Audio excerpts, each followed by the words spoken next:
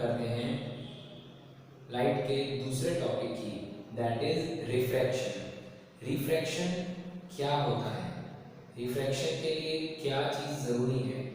जैसे कि हमने पढ़ा था रिफ्लेक्शन, रिफ्लेक्शन होने के लिए एक पॉलिश्ड या स्मूथ सरफेस का होना ज़रूरी है जहाँ से लाइट रिफ्लेक्ट बैक हो जाती है।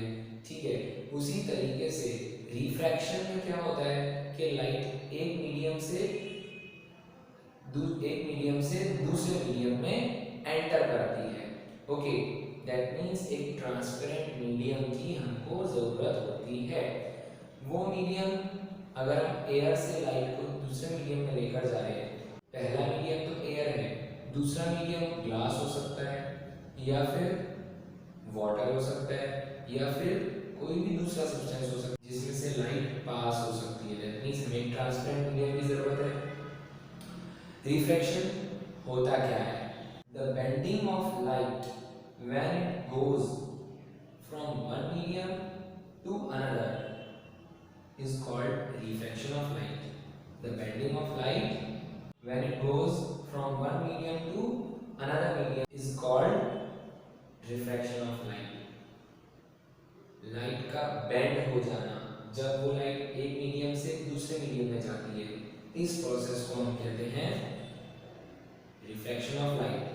जैसे आप देख रहे हैं ये एयर है और ये ग्लास स्लैब है। हमने ग्लास स्लैब लिया है और हमने एक नॉर्मल लाइन ड्रॉ की है, imaginary line perpendicular to this surface. हमने इमेजिनरी लाइन ड्रॉ की है नॉर्मल। उसके साथ हमने इंसिडेंट रे जब भी फॉल करेगी तो इंसिडेंट रे इस मीडियम से ये मीडियम में एंटर कर रही है, एयर से ग्लास में एंटर कर रही है, तो आफ्टर रिफ्रैक्शन हमको वो लाइट इस तरीके से दिखती है। रिफ्लेक्ट जब इंसिडेंट रे आ रही है तो उसका एंगल आई बन रहा है नॉर्मल के साथ, जब वो रिफ्रैक्शन के बाद रिफ्रैक्टेड रे बन रही है तो उसका एंगल आर बन रहा है। अब हम बात करते हैं, हमने रिफ्रैक्शन तो समझ लिया कि बेंडिंग ऑफ लाइट को हम रिफ्रैक्शन कहते हैं। रिफ्रैक्शन क्यों होता है?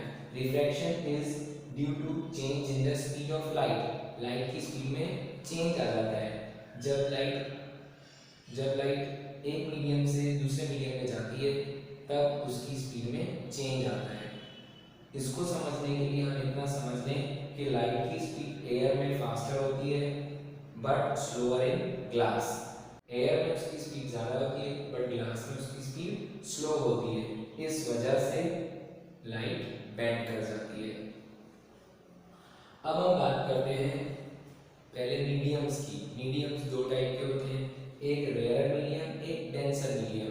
रेयर मीडियम हम किसे कहते हैं? स्पीड ऑफ लाइट इज मोर, जिस मीडियम में लाइट की स्पीड ज़्यादा होती है उस मीडियम को हम रेयर मीडियम कह सकते हैं। स्पीड ऑफ लाइट बड़ी ज़्यादा क्यों होती है?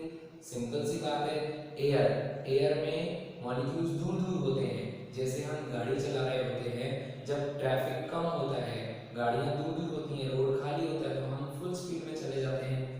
That is speed of light is more in rare medium.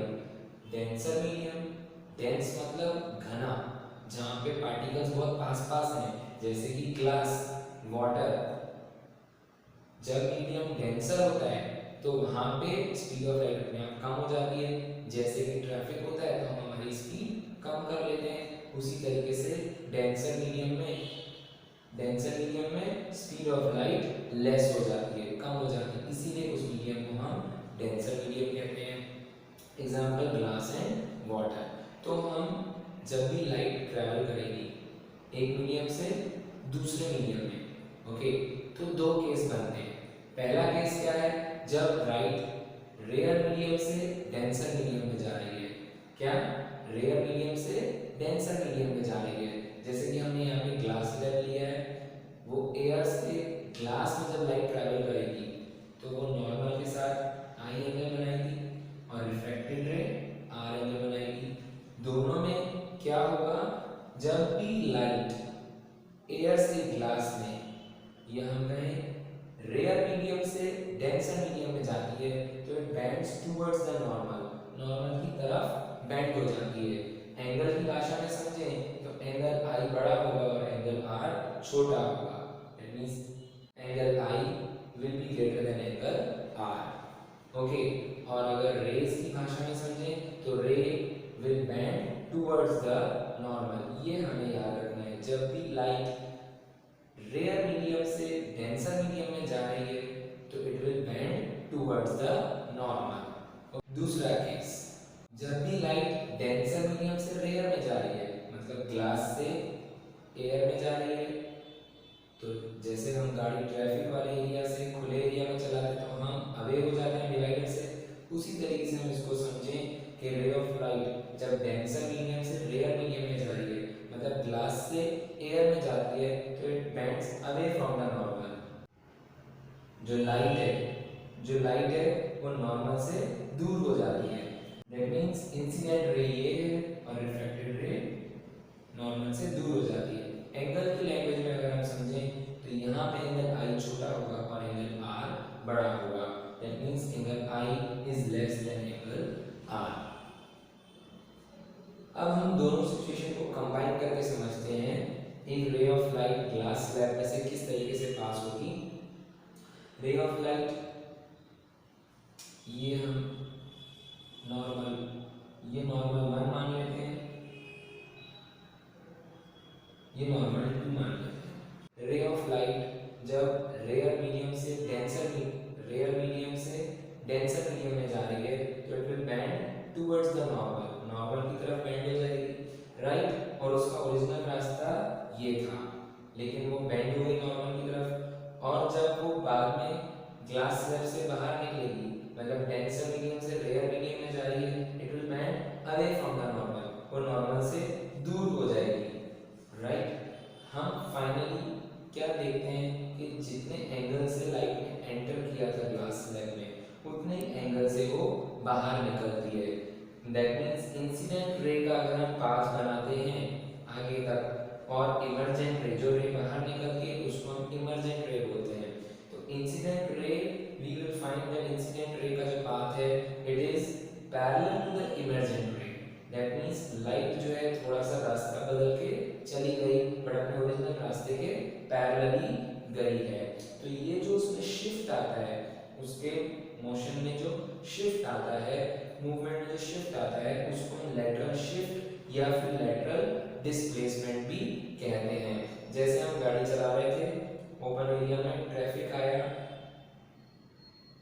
आया, हम थोड़े से डिवाइडर की तरफ बेंड हो गए, ट्रैफिक कम हुआ, वापस हम ओपन एरिया में चले गए, तो हमारा डायरेक्शन चेंज हो गया। This is known as lateral displacement.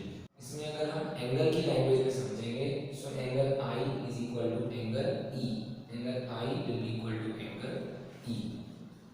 अब इस refraction through a glass slab में एक सिचुएशन ऐसी भी आ सकती है जब रे ऑफ लाइट बिल्कुल परपेंडिकुलरली आए, that means ray of light इस सरफेस के साथ 90 डिग्री का एंगल बनाएगी, तो वो स्ट्रेट निकल जाएगी विदाउट एनी डेविएशन। ओके, ऐसी सिचुएशन में लाइट बेंड नहीं होगी, क्यों?